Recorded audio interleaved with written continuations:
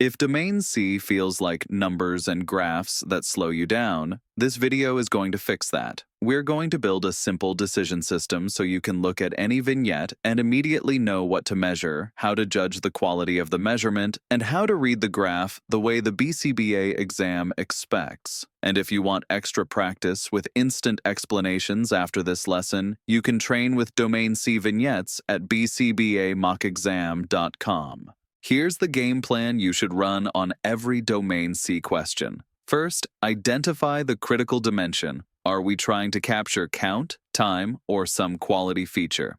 Second, choose the best procedure that actually fits the setting constraints. Third, predict the most likely bias or error, like over-underestimation, observer drift, or reactivity, so you don't get tricked. And fourth, graph and interpret using the big four: level, trend, variability, and overlap, because that's exactly what the exam wants you to see. We'll move in a straight line today. We start with efficiency, because the exam loves comparing two options that both work. Then we tighten measurement quality with validity and reliability. Next, we practice choosing representative measures under real-world constraints.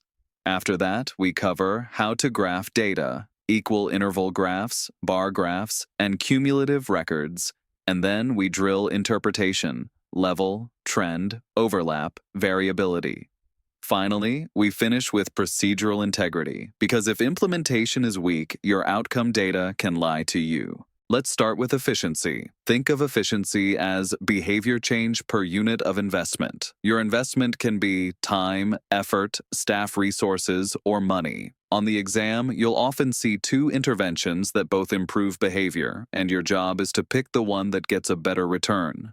The slide lays out the logic as inputs, process, outcomes, and then highlights the three big efficiency metrics you'll see most: trials to criterion, training duration, and cost-benefit. Trials to criterion is one of the most testable metrics because it sounds simple, but students miss the key rule. You must define the mastery criterion before you start measuring. Then you count how many trials it took to hit that criterion. So if the criterion is 90% correct and the learner reaches it on trial 12, trials to criterion equals 12, done. When two programs produce similar outcomes, fewer trials to reach the same criterion usually signals better efficiency. Training duration is the time-based cousin of trials to criterion. Same idea, different unit. Instead of counting trials, you measure how much time was spent teaching until mastery, which is useful when staffing and scheduling are the real constraints. Cost-benefit takes it one step further by comparing resource investment to outcome, so you can justify decisions that balance speed, feasibility, and impact. The exam angle here is that you're not just proving something works, you're choosing what's most practical to implement well. Now let's talk measurement validity, which is basically the question: are we truly measuring what we think we're measuring? The slide contrasts direct validity, measuring the behavior itself, which usually has high face validity, with indirect validity, where you use proxies and multiple indicators, like using ABC data to infer patterns.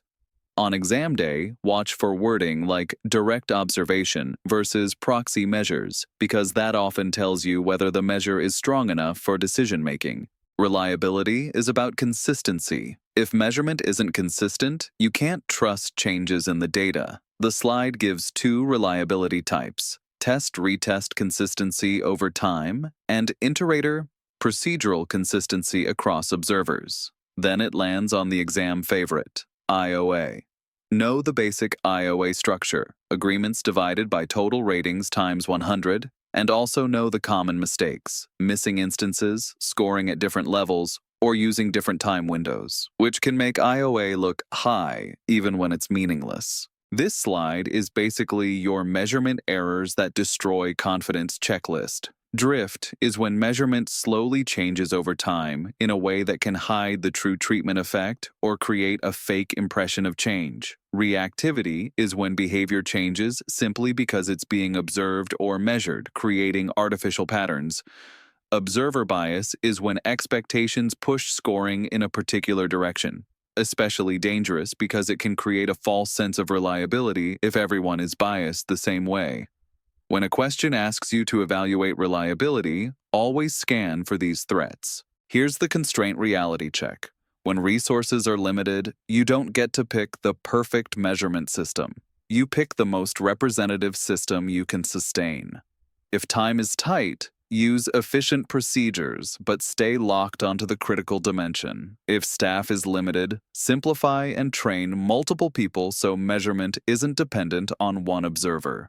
If budget is limited, prioritize essential measures and choose cost-effective tools. The key point is balancing practicality with accuracy while maintaining validity under constraints. This is one of the most important mindset slides for BCBAs. Practicality and accuracy are a trade-off, and the best answer depends on context. Practical systems are easier, faster, and more sustainable, but they risk missing important details.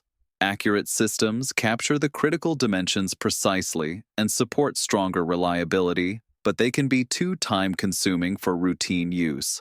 In exam questions, the correct choice usually names the critical dimension, then justifies the compromise based on resources, stakeholder needs, and intervention goals. Now we shift to graphing, starting with equal interval graphs. The exam wants you to recognize them quickly. Time on the x-axis is evenly spaced, data points represent continuous measurement across sessions or time, and points are connected to show trends over time. A super common trap is confusing an equal interval graph with a cumulative record. So check the x-axis spacing and the overall shape before you interpret. Bar graphs and cumulative records serve different purposes, so don't mix them. Bar graphs are great for discrete data and comparisons, like trials to criterion or magnitudes across conditions, because they're easy to read. Cumulative records show the total responses over time, and what you interpret is the slope. Steeper slope means higher responding, and flat segments mean no responding. A lot of students try to interpret a cumulative record like a standard line graph. The exam expects you to interpret slope as rate. Graph construction is where easy points disappear because small mistakes make your data hard to interpret. The slide's best practice checklist is exactly what you should imagine on test day. Label axes, conditions, and behaviors. Use proper units, clearly mark condition changes, and plot data points accurately at the intersection of time and value. If a question shows a sloppy graph, your best answer may simply be the graphing fix that restores interpretability. Let's interpret graphs the way the exam grades them, starting with level. Level is the average response rate within a condition, basically how high or low the data points sit overall. High level means stronger behavior occurrence, low level means weaker occurrence, and stable level means the points stay consistent with minimal fluctuation. When you're describing level, don't get distracted by one point. Describe the general height pattern for that phase. Trend is direction and slope over time. Are the data points moving up, down, or showing no clear direction? Increasing trend often indicates improvement. Decreasing trend can indicate regression depending on the behavior, and no trend usually signals instability or mixed effects. The exam tip on this slide is subtle but important.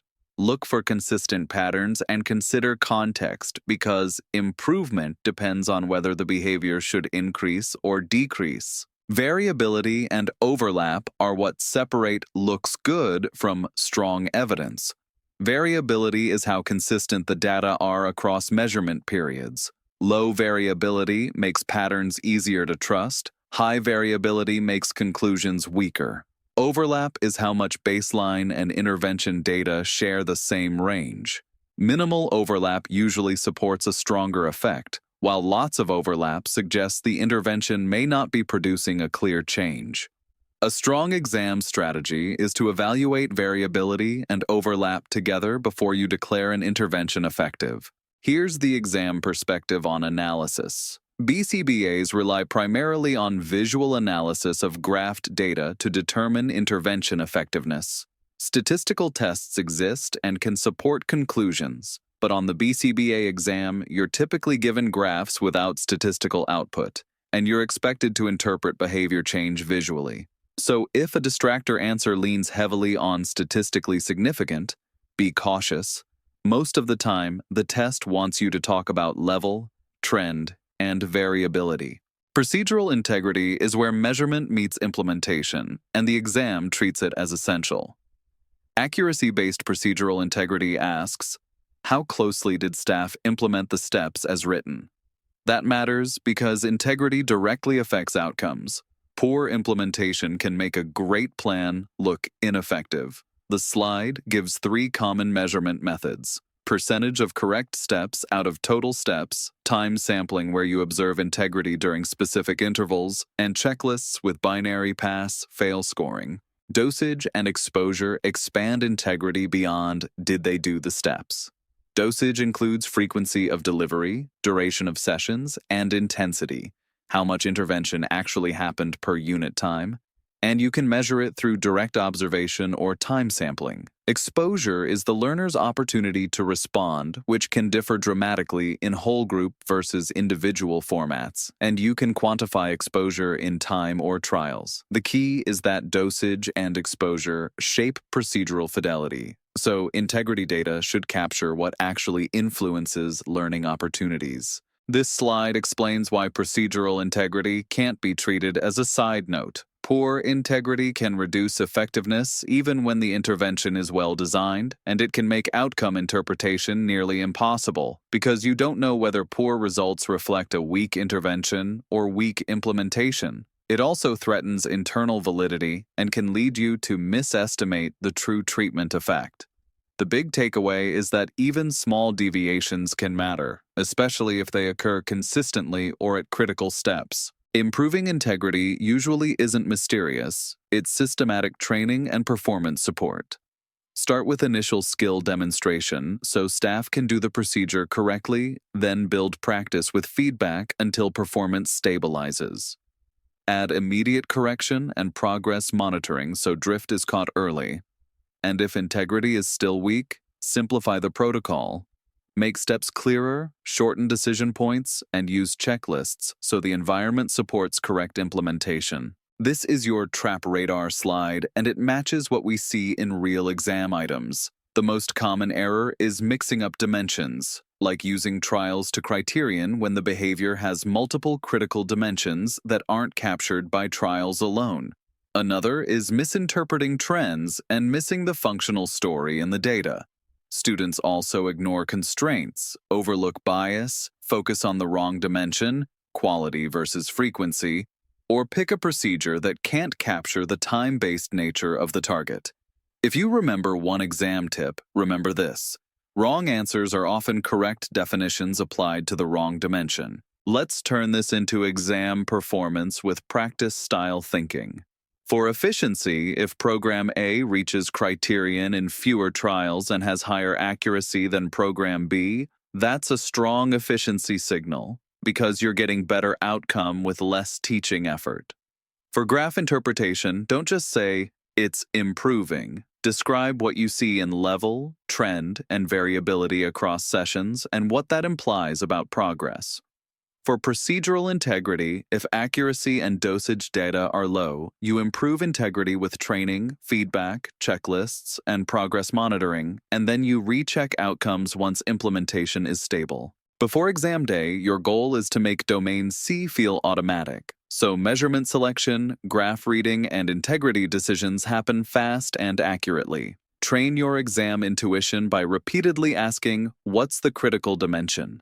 Build speed by recognizing patterns in level, trend, variability, and overlap at a glance. And manage time by avoiding the traps, wrong dimension, wrong graph, or untrustworthy measurement. If you want a structured way to practice these vignettes until they feel effortless, keep training with full explanations at bcbamuckexam.com, because the best way to prepare really is to practice, practice, practice.